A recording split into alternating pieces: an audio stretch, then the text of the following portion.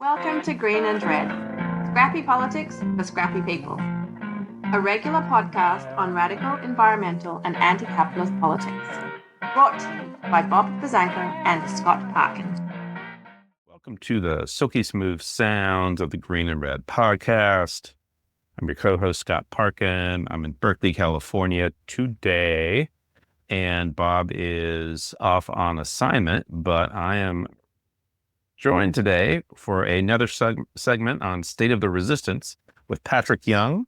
We talked to Patrick a couple of weeks ago. Patrick, welcome back to the Green and Red podcast. Hey, it's great to be here. Yeah.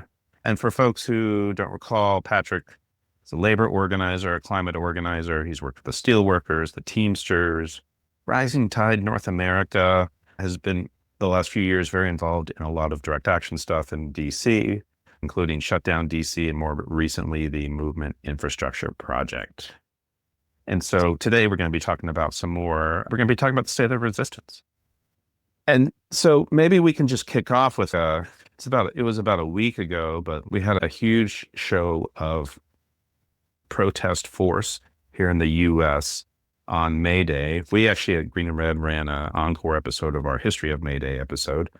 Assuming thousands, if not millions of people joined in the streets. There were marches all over the country. And I will also say this about Mayday too. And so maybe, Patrick, this is something we can talk about. Mayday also marked the end of the first 100 days of the Trump administration, which a lot of people seem to make a big deal about. And so I'm just wondering what your thoughts are on one, Mayday, and then two, the sort of end of the first 100 days, particularly since you are based in Washington. Sure. I think that the much more interesting thing to talk about is the mobilizations that happened on Mayday. And we've seen Mayday is, as your listeners who listen to the History of Mayday episode know, that is the original Labor Day. And it's the date that every other country in the world celebrates as Labor Day. Here in the US, we picked a day in September as a way to undermine and quell the communist influences of Labor Day. So it has always been a day for workers' rights mobilizations around the world and originally in the United States. More recently, really since the late 1990s and early 2000s, Mayday has also been a major day for mobilization for immigrant rights. And this is particularly because many immigrants come from countries where we lift up the working class and our communities and fight back against corporate control in the right way on Mayday. This year was one of the bigger, I would say, Mayday mobilizations in recent history. Nationwide, there were more than 1,000 events in 800 cities and towns, and it just happened to be that there were more than 60,000 workers on strike on May 1st this year. And that didn't come out of nowhere. That came from some real institutional players in the organized left leaning in, particularly the two major teachers unions in the United States, the American Federation of Teachers and the National Educators Association, as well as a range of immigrant rights organizations, the Working Families Party, and Public Citizen, Move On, Chicago Teachers Unions, all saying, hey, this is really an important moment for us to throw down. It does come at the end of Trump's first 100 days. This can be a watershed moment within the early stage of the Trump administration. And because of that support, we saw some really large-scale actions in both the major cities that you expect, DC, San Francisco, Los Angeles, and also much smaller communities that you don't normally associate with Mayday mobilizations like Missoula, Montana, and Jacksonville, Florida, and parts of the country that we don't always associate with throwing down for these types of mobilizations. So as I was preparing for this episode, I was looking at the news. I think I saw an NPR story where they were actually talking about a Mayday mobilization in Jackson, Mississippi. And only 150 people turned out, but some of them were people who had voted for Trump. And we're out here because our Medicaid is getting cut. or I'm really scared about what the tariffs are going to do for my job. And it's I think we talked about this last time, but it's quite interesting to see this sort of like red state sentiment against the administration actually really beginning to brew. Yeah, well, and I think we can expect to see a whole lot more of that, particularly as the reality of the tariffs starts to hit. We're seeing Seattle Harbor may or may not be empty. The goods. This is really the time when we're going to start to see the actual impact of before and after the tariffs. Just there's a long tail on this because it takes a while to move so much of the stuff that's coming into the country, and then we combine that with what's happening with the budget talks that are going on right now, and in the framework that the House and Senate passed, they're really looking at a budget that is. There's no way to make the numbers work without serious cuts to some of the programs that our communities really rely on: Medicaid, Medicare, and SNAP benefits. And that's going to be devastating to a lot of people. And when you look at like Medicare match rates in terms of the federal government's contribution to state Medicaid programs, that hits hardest in Alabama, in Mississippi, and some of the other deep red, deep South states, because these are also states that have experienced significant levels of poverty and huge populations that are relying on these services. So it's not surprising that we have seen that we're likely going to see a lot more people who were at one point Trump supporters coming out saying, "You didn't really sign up for this. I signed up for getting inflation under control. I didn't sign up for losing my health insurance." Or I signed up to own the libs, not get owned by Trump. Actually, and thinking about this, actually, what's considered a part of the organized left is the Teamsters. Thinking about the Teamsters, because Sean O'Brien definitely has some Trump affiliations, but we're also seeing the Teamsters are actually is one of the unions that's going to be hit hardest initially by the tariffs, by goods not coming overseas and being unloaded at the ports to be put on their trucks. And UPS actually just which I believe is the largest Teamster-run private shop in the country, just laid off 20,000 people. And so it's going to have a huge impact there for some of these like pro-Trump union guys. Yeah, exactly. So UPS is the largest single employer represented by the Teamsters, but you go beyond that. Teamsters do the logistics work in moving things in this country. When we look at ships not coming into the ports or ships being turned around, many of the dock workers are ILWU and ILU on the East Coast, but once you get past the dock, those are Teamster terminal drivers, warehouse drivers, and Teamsters moving those products into intermodal transportation. It's going to have a huge impact on the entire logistics operation in the U.S. And that's why I think that Sean O'Brien is finding himself, I imagine, in a weakened position within his union, because his gamble on sucking up to Donald Trump and Josh Hawley and Mark Wayne Mullen, it's not playing out well for Teamster members. And that is a membership that it really wants to know what their organization did for them and is not afraid to hold their leadership accountable. Yeah. And I just find this whole dynamic just amazing to play out. And I'm assuming that like the Teamsters locals starting on the West Coast are probably pretty irate about this whole situation, and that will probably spread. Yeah. Turns out big labor is not a monolith. There's more than really any other union, there are major gradations in the political flavor of Teamster locals, from some very progressive ones on the coast and in the West Coast to East Coast, the upper Midwest, where the union really was built, and then also some more reactionary local unions that have a much more conservative base. That's how we end up with the O'Brien-Oz ticket, which is a little bit ideologically incoherent, with TDU representation, Teamsters for Democratic Union representation, as well as some more traditional hard-nosed Boston business unionists. Yeah. Just to kind of shift a little bit on this same track, just to talk about June 14th for a minute, which, the backdrop here is, I believe that's Flag Day. It's also our dear leader's birthday. And he is calling for and they're having a military parade. They've attained permits for it. They're expecting more than 6,000 soldiers, vehicles, helicopters.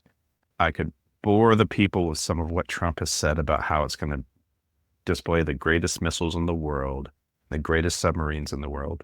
But we're also seeing a sort of mobilization in the sort of left progressive sphere as well, which is much more interesting stuff. Can you tell us about that a little bit? Yeah, absolutely. So it's not just Flag Day and Trump's birthday; it's the 250th anniversary of I meant to say that too. the formation of the U.S. Army, which is the excuse to be able to have a big military parade on that particular day. And a whole range of groups, actually a very similar list of groups as supported the April 5th 50-51 hands up mobilization, are calling for what they're calling No King's Day on June 14th. And that is indivisible, our revolution, Social Security works, the state of America, Declaration for American Democracy. It's the usual suspects. And they are encouraging people to hold demonstrations in their towns across the country, whether it is a march, a rally, or some sort of other mobilization. The theme is No Kings. It is definitely set in opposition to the military parade.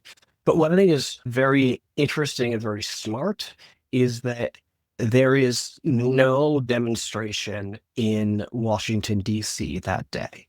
The idea is, okay, if the military is mobilizing in Washington, D.C., the spectacle that they create is going to be bigger than, this is the most well-funded military in the history of the world.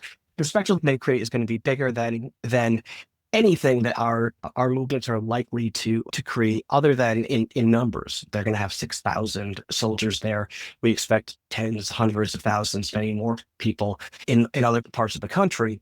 And it's also a recognition that counter-mobilizing against the right wing in its most organized moment, most organized state, in the belly of the beast, is reckless. It's going in, taking a rhetorical fight that you're not going to win. And so part of the test there is, how do we move the center of gravity outside of Washington, D.C.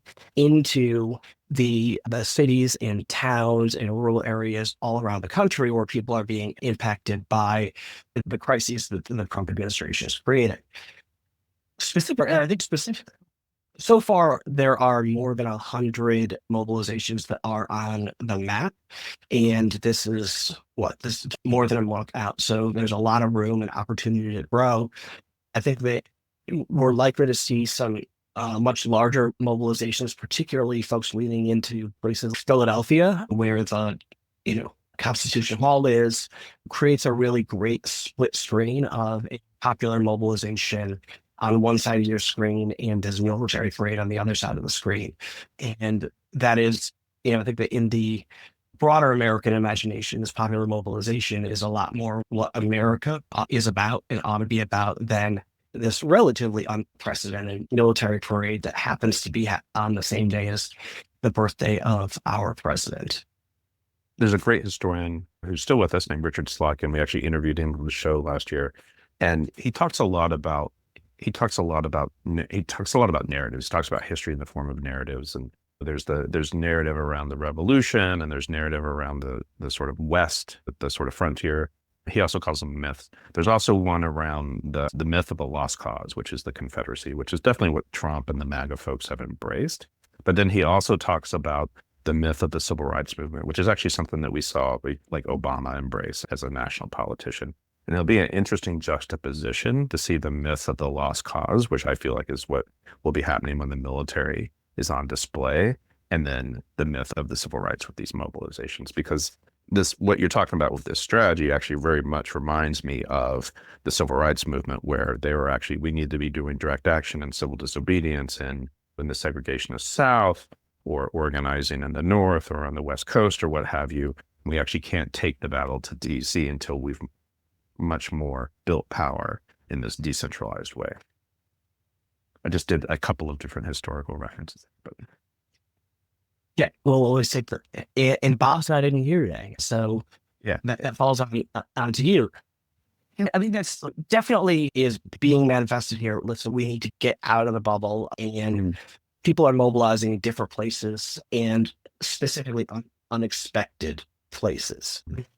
The other important piece of this frame, I think, is the No King's Day. There was a reason that the Continental Congress created an army 250 years ago. It was before we declared independence, but there's a group of people that really did not like kings. They didn't like the type of centralized autocracy and really cult of the individual that was embodied by the monarchy.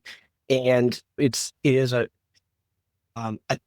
think a useful rhetorical attempt to recast the players as really a return to the historical roots of the United States, as fundamentally flawed and inadequate as those roots were. Certainly different in many ways, and just getting rid of a monarchy is a step towards progress. Yeah, and it's actually interesting to me. I actually feel like, thinking about it, and also if you've been reading the stories about the meltdown that's going on within the Pentagon, where Hegseth has been trying to purge senior military people for whatever reasons, like the real reason being that they're not loyal to the Trump agenda, but they use a whole lot of other different reasons like DEI or what have you. It actually sends a pretty interesting message actually to the people who we may be a little bit more aligned, like whatever, I don't want to say I'm aligned with the military, but there are those who are like fighting the Trump agenda within the Pentagon, and you can see that playing out with some of what's been happening, like leaks and people getting fired and things like that. And it sends an interesting message that like the officer corps, when they swear their oath to the Constitution. I believe if you're enlisted, you actually swear your oath to the president, is my understanding. And so this actually sends a very interesting message. No kings. Remember, you were formed to actually fight the monarchy, not support the monarchy, whether he's royalty or whether he's some diluted version of his own royalty or what have you. And I think that the frame that we create is what helps us get news, and it also really helps us get people in the streets. The real question with any of these things are, okay, we just put X number of million people in the streets. How do we, one march is not going to topple the authoritarian project that that is happening right now. A couple marches are not going to do that. At some point we need to move from mobilization to active resistance and disruption. So the question then is, all right, we've used whatever phrase we have to get people together into action, and what are the kind of organizational containers that people fall into or form or find themselves in to really take the next step, to not just be part of a mobilization, but to be part of a program of resistance. And the success or failure of these mobilizations that are happening right now, whether it was April 5th or Mayday or June 14th, is not necessarily the number of people who are out in the streets. It is the number of people who find themselves in direct action trainings following these mobilizations, and the number of people who find themselves in organizing meetings and part of working groups and committees to actually move the work forward in new and powerful ways. That's why I'm particularly excited to see these mobilizations happening not in one big place, but they're happening where people are, at home. So that hopefully will create a bit of a jumping off point for some of that organizing to happen. But that is the real test for our movement right now, is moving from this mobilization to organization and resistance. Yeah, I think that's an important thing. It's nice to see you're calling them containers like Tesla takedown, which is actually directing people at a particular target. The next thing that I want to talk about is actually it's also another container, which is there was a sit-in at Columbia this week, but we're definitely seeing an anti-genocide movement, anti-genocide in Gaza movement, which is still very much fierce and fighting like in different parts of the country. And so these containers are places where you go to a march and you meet an organizer, or you get signed up or what have you, and then you move into these other organizing containers. These, maybe they're organizations, maybe they're looser than that, but it's like an important space to go to meet people and to get involved. And that's a really, I think the Palestinian solidarity movement in the past 2 years really did an incredible job of actually creating containers and community and bringing people together to cultivate leadership and some semblance of organizing structures, and really to be able to walk and chew bubble gum at the same time, where we're dealing with the crises that are happening here in the United States, but also continue to rise the moment to respond to the ongoing and in many cases worsening genocide, is a testament to the strength of that movement. A big question is where the politics land. I think that movement has had a great program for pushing weak Democrats, pushing against the Biden administration, the taking a pivot to responding to a just openly Zionist Trump administration it seems like in many ways it's running up against a brick wall, where last year there was opportunities to figure out how to find gaps and create divisions within the elite. That's a major challenge that I think that movement is facing in this particular moment. But I think you want to talk about Columbia, so let's talk about Columbia. Yeah, and this week students at Columbia actually did a sit-in at the library. About 79, 80 people got arrested. Stories are that the police, like people who refused to cooperate, people who refused to get their IDs, the police arrested everyone who wouldn't give their IDs. We've been seeing still a lot of anti-genocide actions happening all over the country, really.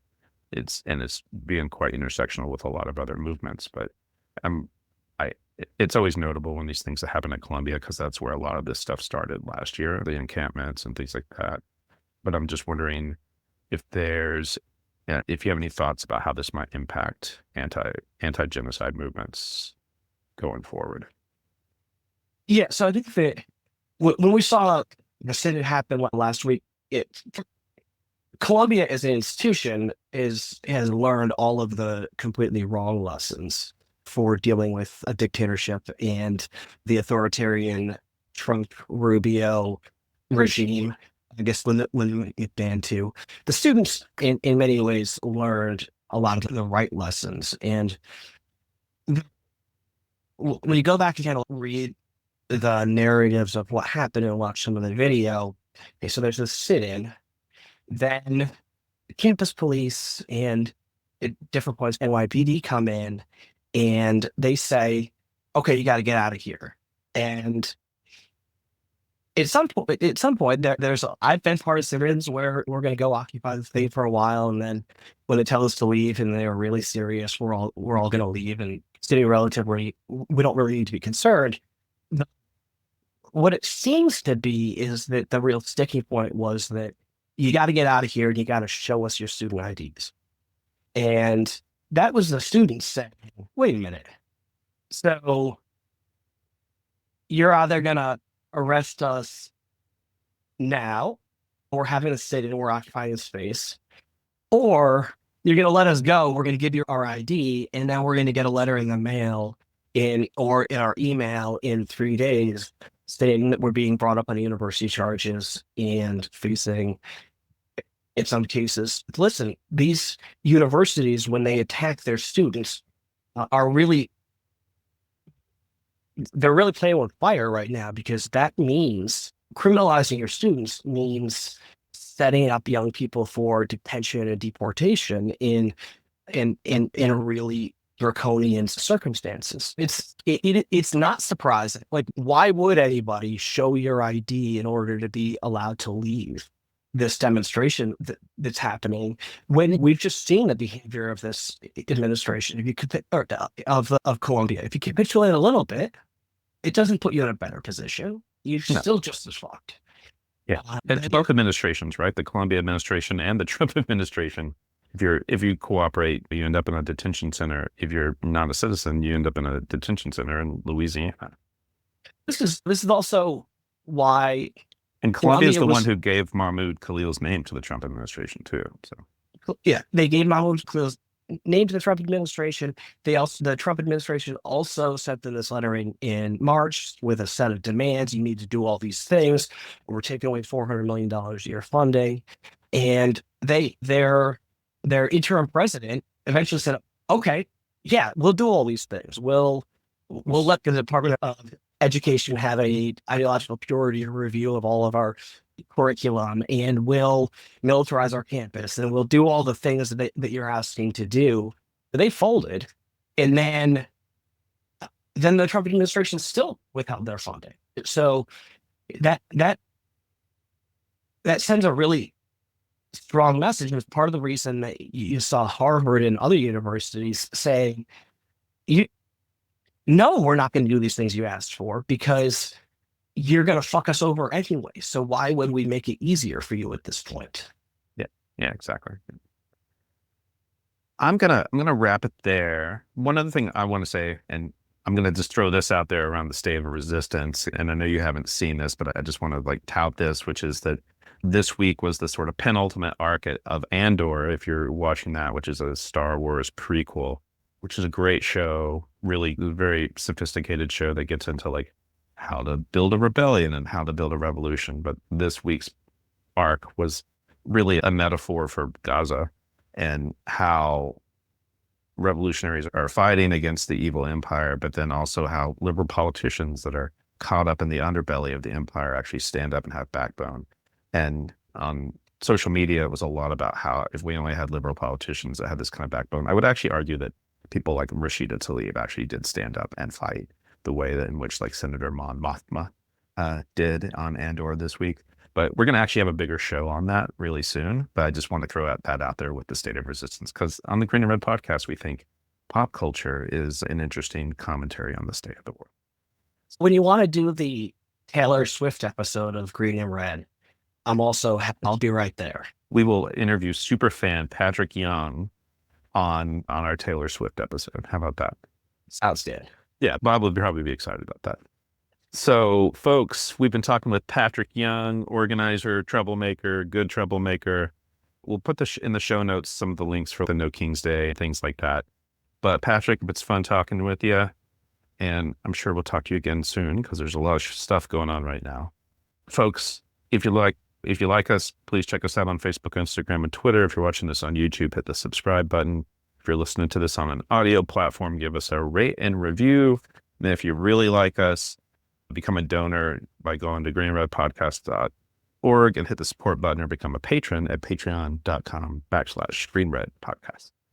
And we will talk to you all again soon. All right.